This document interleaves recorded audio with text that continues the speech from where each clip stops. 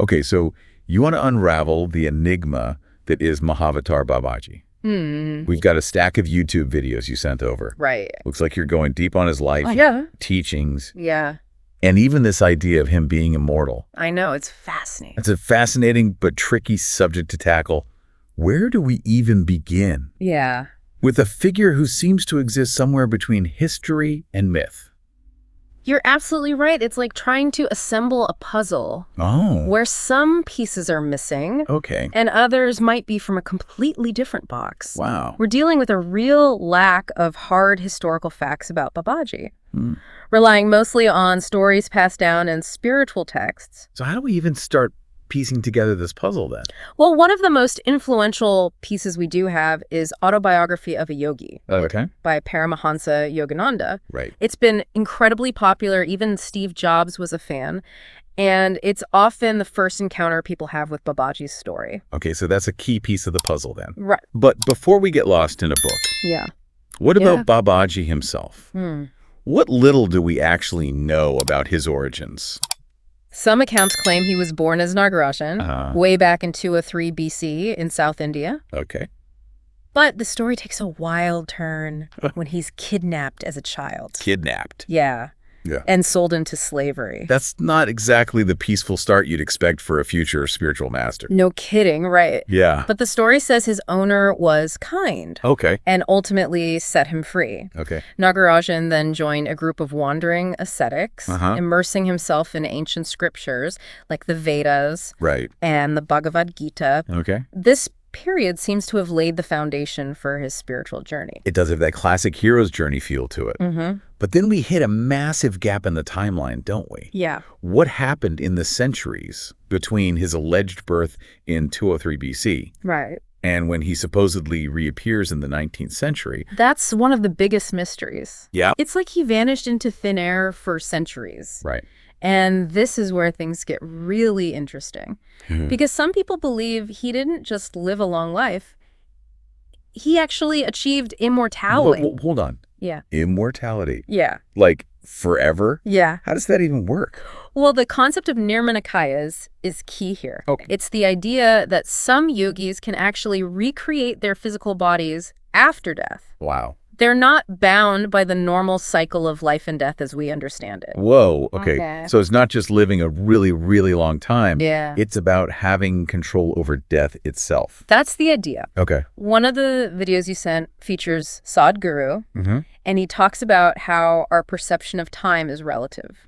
He gives this example. Imagine a dog chasing a fly. Oh, okay. For the dog, time might feel like it's moving at one speed. Yeah. But for that tiny fly desperately trying to escape those snapping jaws, time probably feels a whole lot faster. I can see where he's going with this. So someone like Babaji, at an extremely advanced spiritual level, might experience time completely differently from us. Right. 100 years for us could be a blink of an eye for someone like him. Right.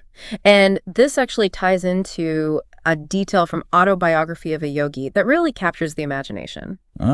Yogananda describes Babaji looking like a youthful 25-year-old, despite potentially being over 2,000 years old. Now, that's an image that really sticks with you. Yeah. A being who exists beyond our normal understanding of time and aging. Right. But it makes you wonder, if he has this ability to live beyond human limits, what's his purpose? Right. Why is he here? That leads us to the heart of Babaji's story. Okay. He's not just an immortal being.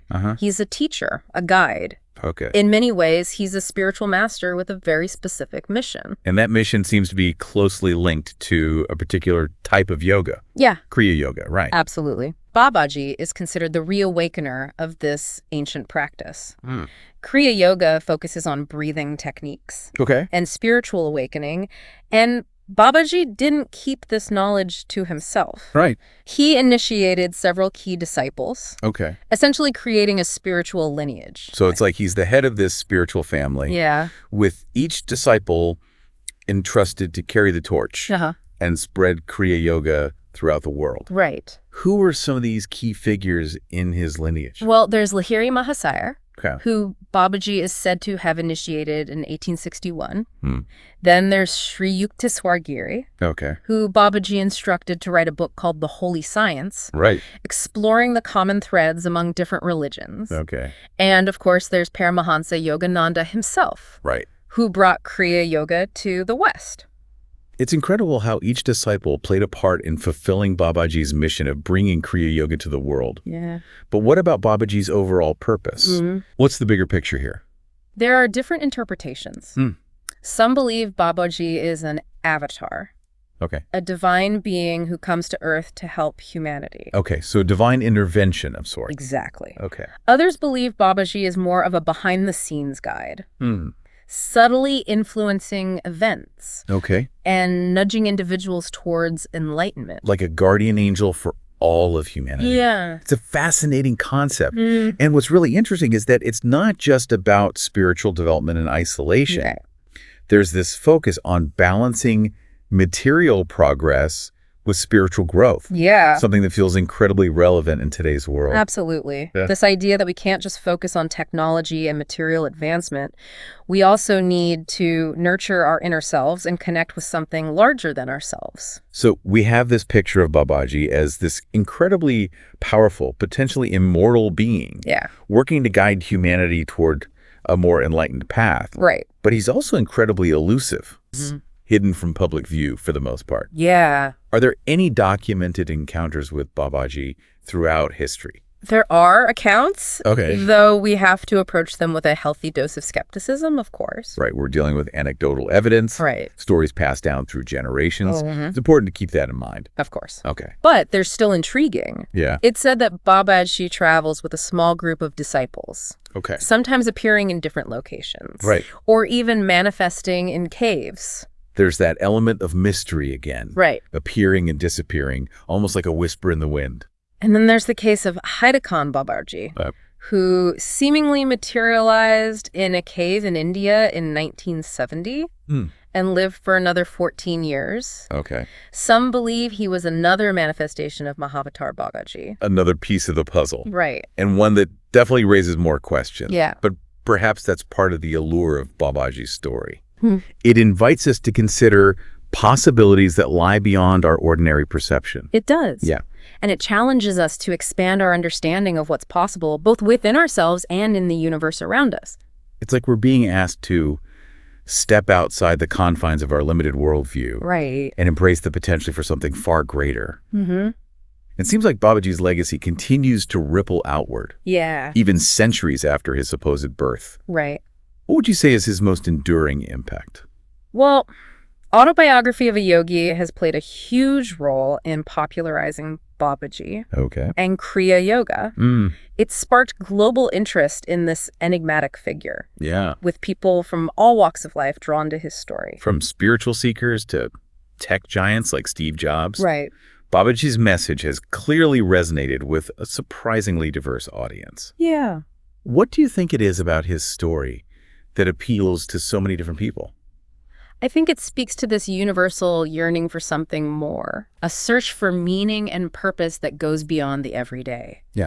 Babaji's story, whether you take it literally or metaphorically, offers a glimpse into the potential for human transformation, the possibility of accessing a deeper dimension within ourselves. It's like he embodies this idea that we're not limited by our physical bodies or the constraints of our everyday lives. There's this sense of limitless potential that seems to resonate across cultures and beliefs. Exactly. And that's a really powerful message in a world that often feels limiting and constricting.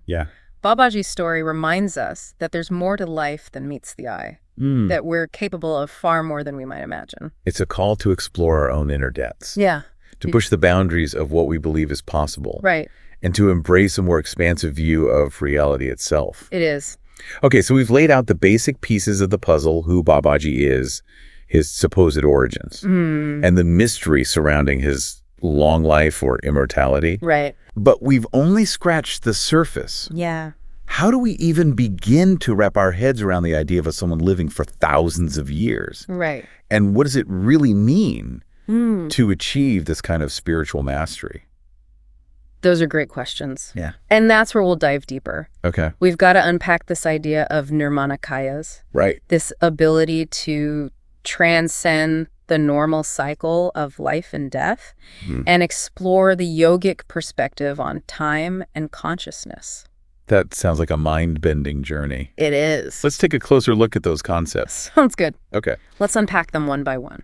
So we're delving into the deep end of the pool here. Okay. Exploring a concept that really challenges our everyday understanding of life and death. This idea of nirmanakayas, yogis who can, according to the lore, consciously choose to inhabit a new body. It's like hitting the reset button on life, but intentionally. Right. Death becomes less of an ending and more of a transition. Exactly. Okay. And it ties into this broader idea in yogic traditions that consciousness isn't limited to our physical bodies. It's something that exists beyond the physical realm. So it's not about simply living a long time in the same body. Right. It's about the continuity of consciousness. Yeah. Potentially across multiple lifetimes. Yeah. That raises some big questions about who we are, our sense of self. Absolutely. Yeah. If someone can recreate their body, are they still the same individual? Right. What aspects of our being carry over from one life to the next? These are questions that have fascinated philosophers and spiritual seekers for centuries. It makes you wonder if our modern understanding of what it means to be human is incredibly limited. I think exploring Babaji's story forces us to confront the limits of our current knowledge and consider that there might be realities we haven't even begun to grasp. It's exciting. Yeah. And a little bit unsettling all at the same time. Yeah. Like venturing into uncharted territory. A perfect analogy. Yeah. And speaking of uncharted territory, Babaji is often associated with the Himalayan mountains. Right. What is it about that region that makes it such a significant backdrop for these kinds of stories? The Himalayas have this almost mythical quality to them. Right. You think of towering peaks, ancient monasteries, and yogis meditating in remote caves. Right. It's easy to see why they'd be considered a place of spiritual power. Exactly. Yeah. In many Eastern traditions, the Himalayas are seen as this sacred landscape, a place where the veil between the physical and spiritual world is thin. Right. Countless yogis and sages have retreated there to meditate and seek enlightenment. It's like a spiritual magnet, drawing those seeking a deeper connection. And the remoteness. The sheer beauty of the landscape Yeah. adds to the mystique. It does. Yeah. The Himalayas become more than just a setting in Babaji's story. They're almost like a character, a reflection of the transformative experiences that are said to unfold there. Now, we've been focusing on Babaji as this spiritual figure. Right. But some accounts go beyond his teachings. Yeah. And describe him possessing supernatural abilities. Right. There are stories of him appearing and disappearing at will, being in two places at once. Wow. Even materializing objects out of thin air. It sounds like he's bending the laws of physics. It does. Yeah. But it's important to remember that these stories often come from his disciples. Right. Or people who have deep reverence for him. Yeah. We have to acknowledge the potential for subjective interpretation. Even embellishment over time. So a healthy dose of critical thinking is needed. Absolutely. Okay. But even if we approach these accounts with a discerning mind, they point to something that many spiritual traditions emphasize. The idea that human potential is far greater than what we typically experience in our everyday lives. That maybe there are latent abilities within us. Yeah. Waiting to be unlocked. Through spiritual practice or altered states of consciousness. Exactly. And while we might not all be teleporting or materializing objects anytime soon, Babaji's story challenges us to expand our understanding of what's possible. It's an invitation to explore the depths of our own consciousness and consider that what we might label as supernatural could be natural phenomena that we just haven't fully grasped yet. It's about pushing the boundaries of what we think we know. Okay. And embracing a more expansive view of human potential. Which, in a way, is what Babaji's own life seems to embody. Yeah. This journey from a seemingly ordinary childhood to a life of extraordinary spiritual attainment. It is. And it suggests that maybe we all have the capacity for this kind of transformation. Right. Even if it unfolds in less dramatic or outwardly visible ways. Perhaps the real miracle isn't the supernatural feats. Right. But the potential for inner awakening that exists within every human being. Beautifully put. Yeah. And it brings us back to the core of Babaji's message, the importance of self-realization, of connecting with that deeper dimension within us that transcends the limitations of the material world. A journey that's open to anyone, Yeah. regardless of their background or belief system. Absolutely. Okay. It starts with a single step, a willingness to look inward. Right. And explore those uncharted territories within. And who knows what we might discover along the way. Who knows indeed. But that's part of the beauty of it, the uncertainty, the potential for awe and wonder. It's like that feeling of stepping off the edge of a map, venturing into the unknown. Yeah. It's daunting. Right. But also incredibly exciting. Exactly. Yeah. Because sometimes the greatest discoveries aren't found by following a well-worn path, but by forging our own way, guided by intuition and a thirst for something more. We've talked a lot about the profound, mystical aspects of Babaji's story, but there's also a very practical side to his teachings, right? Right. This emphasis on balancing material progress with spiritual growth. That's a crucial piece of the puzzle. Yeah. He wasn't advocating for a rejection of the material world, but rather a harmonious integration of the spiritual and the material. So it's about living a holistic life. Recognizing that both aspects are interconnected. Precisely. And this feels especially relevant in today's world, where it's so easy to get caught up in the pursuit of external success and material possessions. We can lose sight of our inner needs, the importance of cultivating peace and purpose beyond just acquiring things. It happens all the time. And Babaji's teachings offer a way to navigate this complex landscape, to find that equilibrium between our material aspirations and our spiritual yearnings. It's about recognizing that true fulfillment doesn't come from what we have. But from who we become. Exactly. It's about cultivating a sense of inner richness that transcends the fleeting nature of material possessions. And this brings us back to Kriya Yoga. Right. Can you tell us a bit more about this practice? Of course. Well, okay. And how it connects to Babaji's teachings on achieving this balance. Kriya Yoga is a system of techniques focused on breathing, energy control, and meditation. It's said to accelerate spiritual growth and help practitioners tap into higher states of consciousness. So it's like a practical toolkit Yeah. for people looking to deepen their spiritual connection and find inner peace. That's a great way to put it. Okay. And what's interesting is that Kriya Yoga isn't about withdrawing from the world or renouncing material things altogether. Right.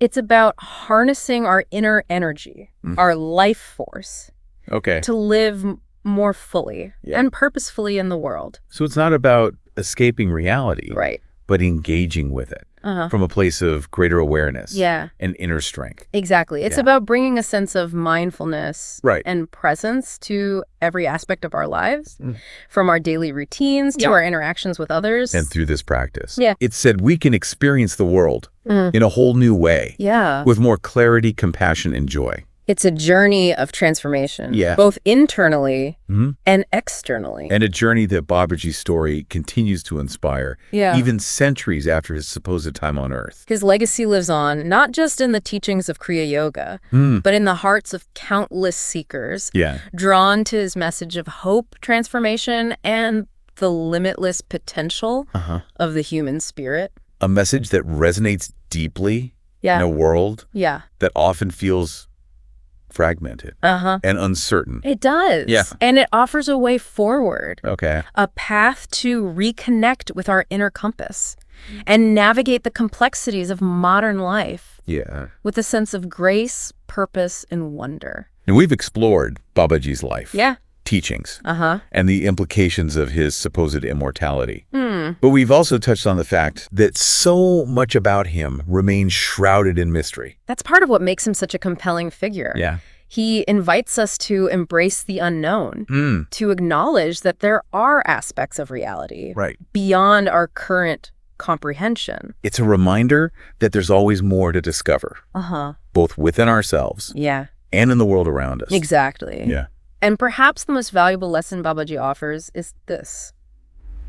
Approach life with a sense of curiosity, humility, and a willingness to embrace the mystery. To remain open to the possibility. Yeah. That the most extraordinary stories, the ones that seem to defy logic and reason, might be pointing us towards truths we haven't grasped yet. It's a powerful invitation to step outside the confines of our limited worldview and embrace the infinite potential within each of us. And to remember that the journey itself, the pursuit of knowledge and self-discovery is just as important as the destination. Perhaps even more so, because it's through the journey, the challenges and the triumphs that we truly grow and evolve. It's a journey that requires courage, open-mindedness, and a willingness to question everything we think we know. And in a world that often feels defined by certainty and dogma,